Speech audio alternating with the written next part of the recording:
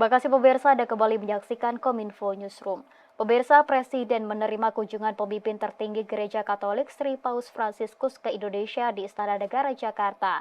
Dalam sambutannya, Presiden mengajak warga Indonesia dan Vatikan seraya merayakan perbedaan yang dimiliki untuk saling menerima dan memperkuat toleransi demi mewujudkan perdamaian dunia yang lebih baik bagi seluruh umat manusia.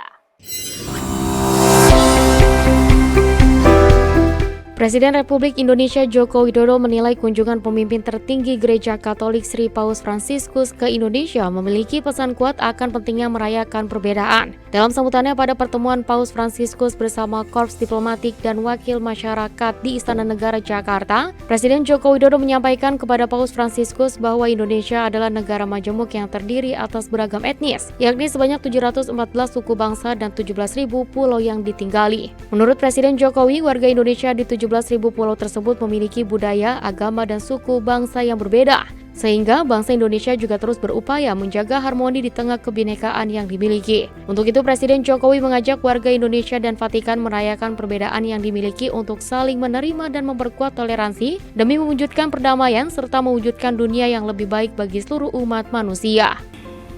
Bagi Indonesia, perbedaan adalah anugerah. Dan toleransi adalah pupuk bagi persatuan dan perdamaian sebagai sebuah bangsa, di mana Indonesia sangat beruntung memiliki Pancasila dan Bhinneka Tunggal Ika, sehingga dapat hidup rukun berdampingan. Semangat perdamaian dan toleransi inilah yang ingin Indonesia bersama Vatikan sebarkan, apalagi di tengah dunia yang semakin bergejolak.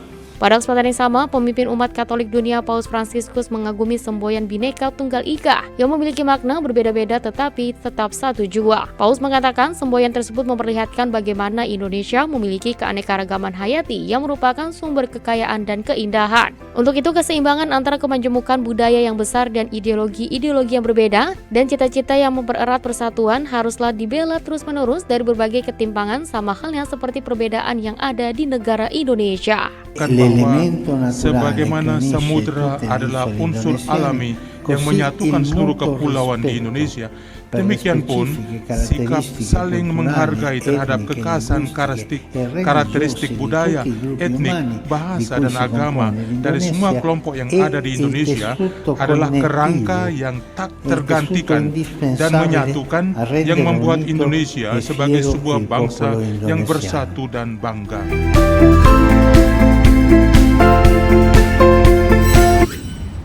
Sementara itu, pemirsa, Menteri Agama Yakut Khalil Qaubas menyebutkan kunjungan Paus Fransiskus ke Indonesia menjadi wujud toleransi bagi seluruh umat lintas agama dalam upaya menjaga kerukunan. Paus Fransiskus diagendakan melakukan beberapa agenda di Indonesia hingga 6 September 2024.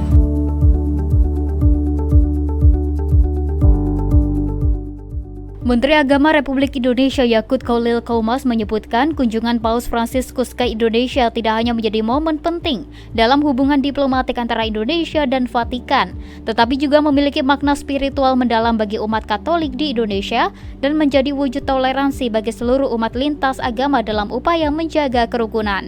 Pemimpin tertinggi Gereja Katolik sedunia dan Kepala Negara Vatikan Paus Fransiskus tiba di Indonesia melalui Bandara Internasional Soekarno-Hatta Selasa 3 September 2024. Paus Fransiskus melakukan beberapa agenda di Indonesia hingga 6 September 2024. Menteri Yakut berharap kedatangan Paus Fransiskus dapat menginspirasi semua pihak dan setiap agama mengajarkan kasih sayang, termasuk kasih sayang antar umat manusia yang merupakan makhluk ciptaan Tuhan. Harapan tersebut turut sejalan dengan tugas Kementerian Agama untuk menjamin semua umat beragama di Indonesia dapat beribadah dengan baik. Sekali lagi kebahagiaan dan kebanggaan bagi kita semua. Dan tadi beliau menyampaikan pesan bahwa pentingnya bagaimana kita menjaga dialog antar iman, karena dialog antar iman itu menjadi kunci bagi toleransi dan perdamaian dunia. Kita beralih ke informasi lainnya, pemirsa. Menteri Pendayagunaan Aparatur Negara dan Reformasi Birokrasi Abdullah Azwar Anas menyebut platform layanan digital terpadu pemerintah atau INA Digital siap diluncurkan secara terbatas terhadap 40.000 pengguna. Peluncuran itu akan dilakukan pada bulan ini.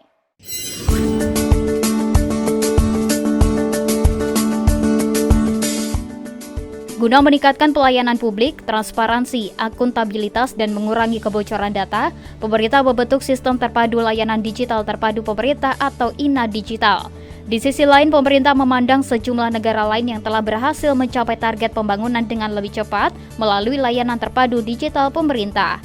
Untuk itu, pada bulan September ini sejumlah program INA Digital siap diluncurkan secara terbatas. Hal itu disampaikan Menteri Pendayagunaan Aparatur Negara dan Reformasi Birokrasi Abdullah Azwar Anas usai menghadiri rapat terkait INA Digital di Istana Kepresidenan Jakarta. Ia menyebut ada 19 program yang siap diuji cobakan terhadap 40.000 pengguna secara terbatas yang mayoritas adalah aparatur sipil negara. Uji coba ini bertujuan untuk mendapatkan masukan langsung dari pengguna agar bisa segera diperbaiki jika ada kekurangan. Lalu seperti apa proses launchingnya? Kita akan melakukan proses rilis terbatas ke 40.000 pengguna. 40.000 pengguna, ada ASN dan lain-lain. Kenapa hanya 40.000 pengguna di tahap awal di bulan September ini? Agar kita segera mendapat feedback untuk penyempurnaan dari masalah-masalah yang muncul dari soal ini. Sebelumnya, Presiden Joko Widodo pertama kali memperkenalkan INA Digital dalam acara Sistem Pemerintahan Berbasis Elektronik Summit 2024 pada Mei 2024. Pada tahap awal, INA Digital bekerja sama dengan 9 sektor prioritas untuk mendukung pengembangan dan integrasi aplikasi SPBE yang menjadi prioritas. Pemirsa, Wakil Presiden Ma'ruf Amin menghadiri sosialisasi pendampingan dan pendaftaran sertifikasi halal bagi 1.000 usaha mikro di Provinsi Banten tahun 2024. Wapres menegaskan percepatan sertifikasi halal terus digencarkan agar produk UMKM semakin terpacu untuk meningkatkan kualitas sehingga layak menembus pasar luar negeri.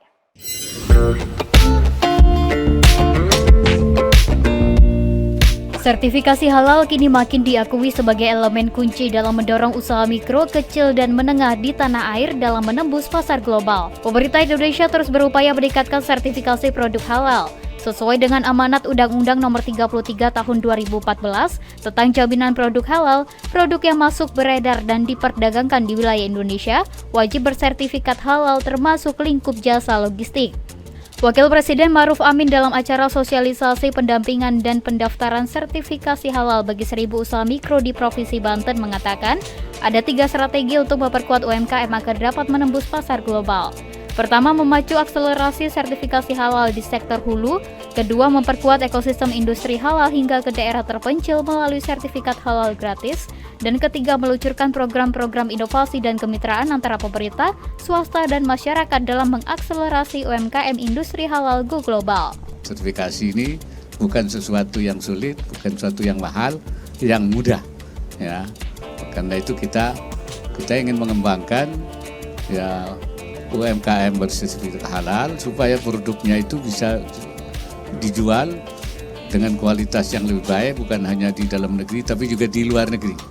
Pasar dan pemerintah sudah memfasilitasi untuk bisa hasil-hasil produk UMKM itu dipasarkan ke luar negeri. Pemirsa, kami akan segera kembali dengan dialog mengenai BPJS Ketenagakerjaan. Pastikan keamanan data peserta dan lindungi pekerja terdampak PHK sesaat lagi.